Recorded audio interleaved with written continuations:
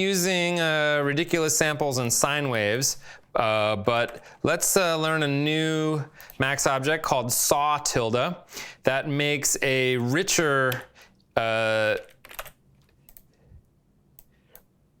spectrum. Let me give it a frequency of, let's say, 220, and doesn't look like much. Let's make this a spectroscope instead.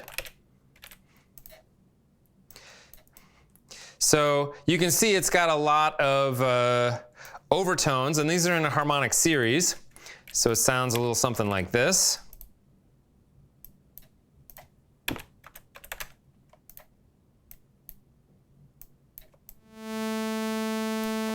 Okay, as compared to a single sine wave, which has the same pitch. Well, it will when I give it that number. But it's a very muted tone. It doesn't have any of this rich spectral component in the higher frequencies. It's just a single tone. But we're going to use sawtooth waves. So going up the scale, 1.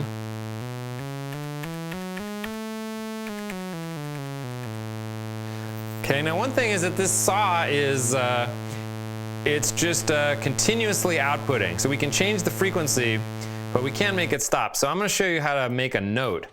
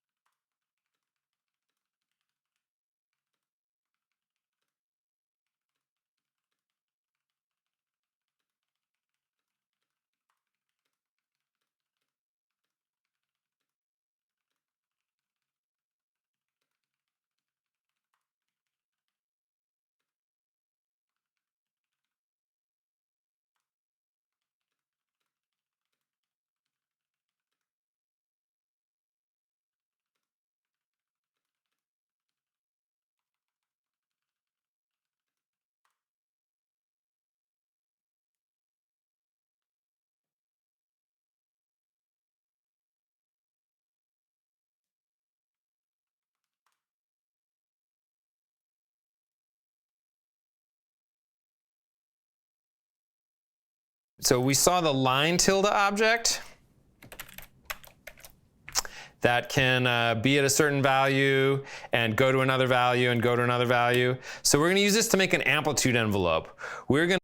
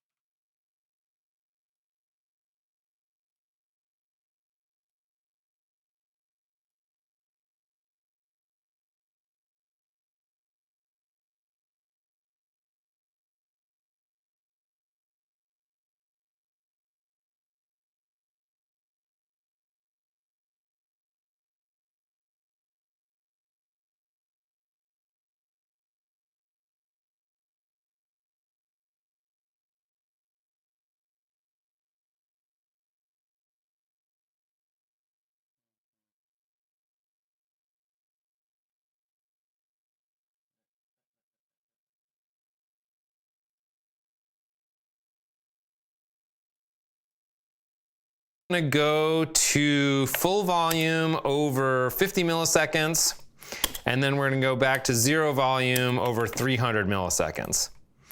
So it's going to look like this. Just a little triangular attack release envelope.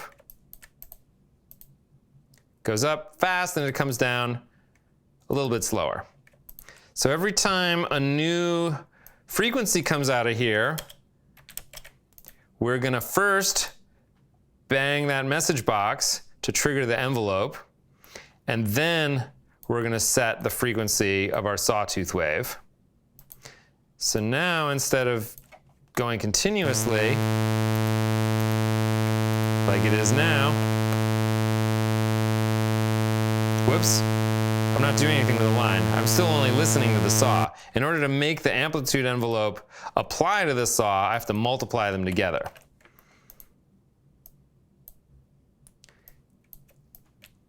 And we'll take a look at that, and that's what we'll listen to. So now if I turn on audio, we should hear nothing, because this line is outputting 0 right now, and 0 times whatever this saw is outputting, even though it's not nothing, 0 times anything is still 0. So now if we put a 1 in here, we just get a brief note.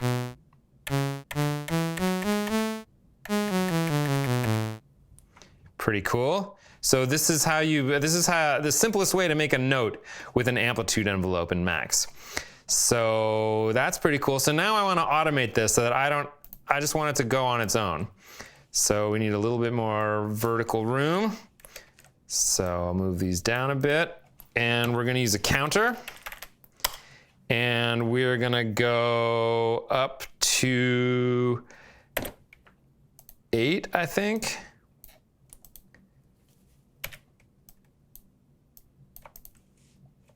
So what does this do? 0, 1, 2, 3, 4, 5, 6, 7, 8.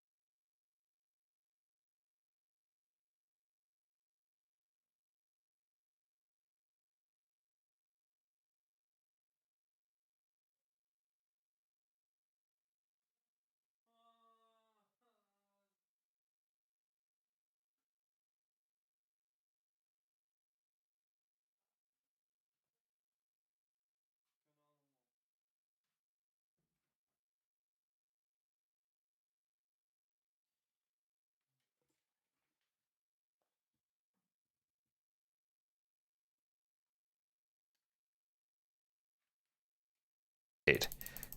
And it keeps going up from 0 to 8. So we started our scale at 1. So I'm going to show you, there's a couple of other modes of counter.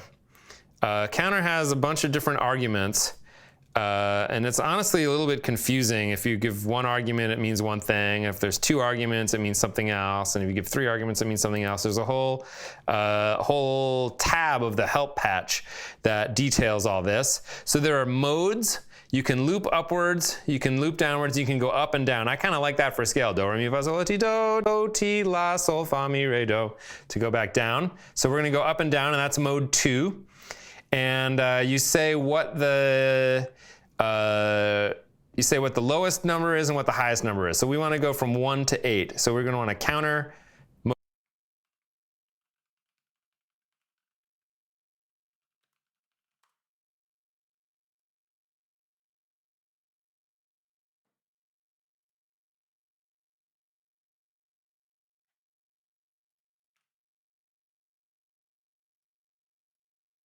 mode 2 for up and down, 1 for starting at the lowest note, 1, and 8 for the highest note. So counter 2, 1, 8.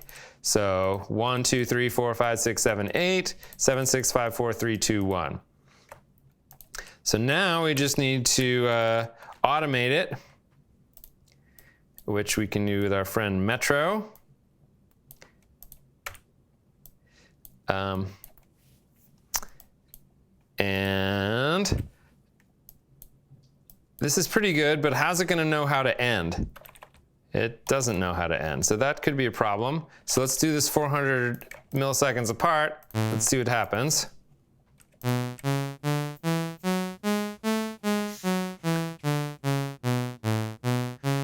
Right, the counter's just going to keep going and going and going and going and going. So counter will tell you when it gets to the maximum, and it will tell you when it gets to the minimum. And it's going to output a flag, which is either going to be a 1 or a 0. So let's select the 0 and the 1, and let's just observe the behavior.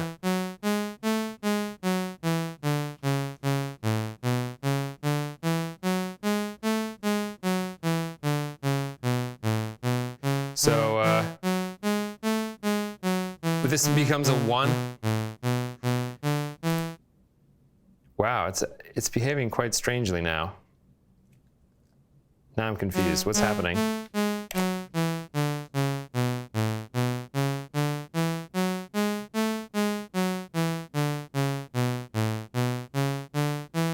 Seems fine. Okay. So when it gets to the bottom and it outputs a 1 out this outlet, we're going to turn off the Metro. So when this happens here, we're going to say, Metro, you're done. This scale is over.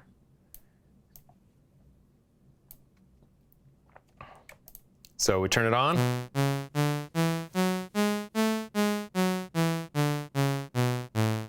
And it stops when it gets to the bottom. That's kind of cool. But I want to start at 1. So I'm going to make another toggle. No, I'm going to make a bang that starts everything.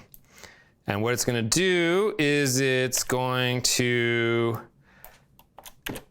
trigger.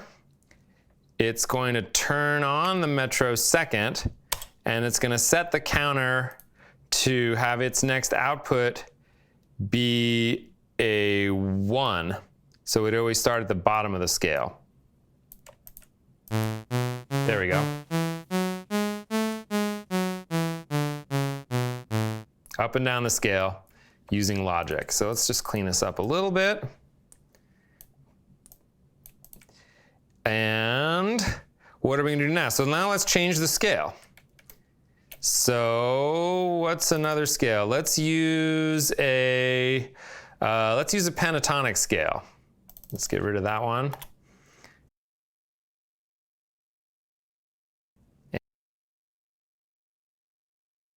And get rid of that.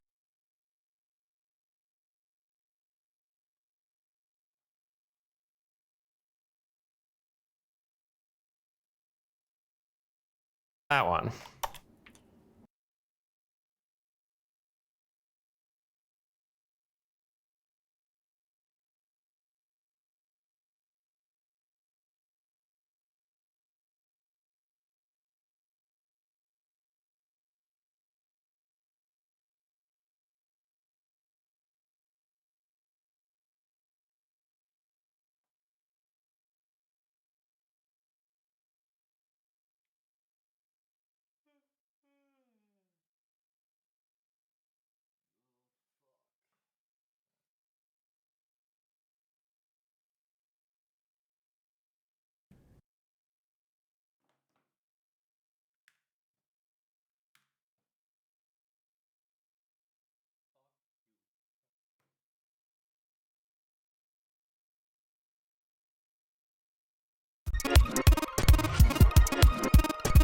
So now we've got our scale or multiple potential scales able to be stored in the collection object. Let's make a little patch that will play the scales for us automatically.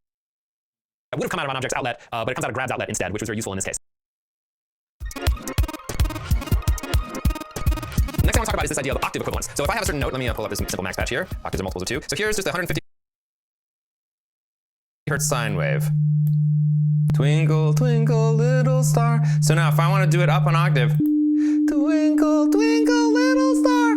My voice doesn't really go that high very well, but it's in a sense, it's the same key. So this 150 hertz versus 300 hertz, it's perceptually, these can be thought of as the same note. Even though they're an octave apart, these frequencies are a factor of 2 away from each other, but they are, in some perceptual sense,